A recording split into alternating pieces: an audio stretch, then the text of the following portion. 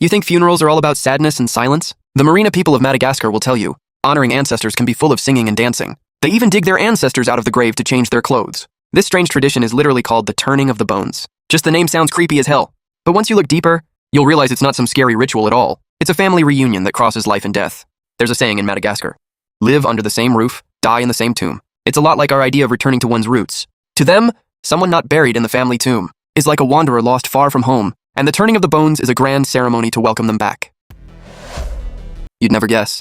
This weird tradition from this African island actually comes all the way from Southeast Asia.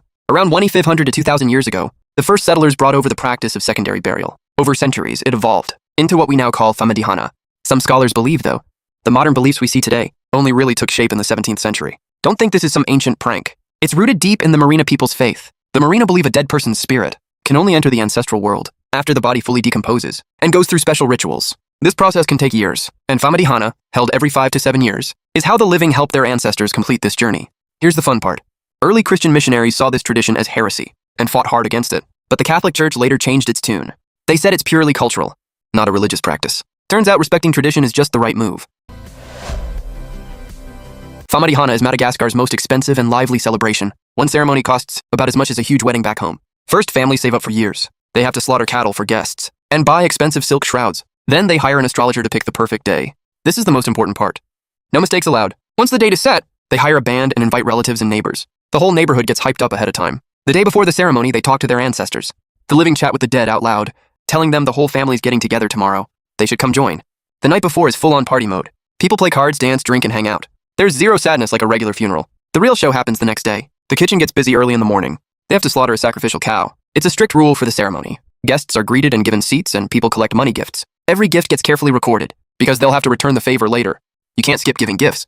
And you can't give less when it's your turn. Turns out social etiquette is universal around the world. When the astrologer gives the signal, everyone grabs mats, dances, and heads to the tomb. There's a proper way to open it. They go by seniority. First grandparents, then elders, and finally younger relatives. They carry the ancestors' bodies out to air them, wrap them in fresh new shrouds, and write their names on the cloth so guests don't mix them up. Now comes the most amazing part. People lift the wrapped bodies high above their heads, dance to the band's music, and circle the tomb. This is the highlight of the whole Famadihana. To us, it looks unbelievable. But to them, it's sharing joy with their ancestors.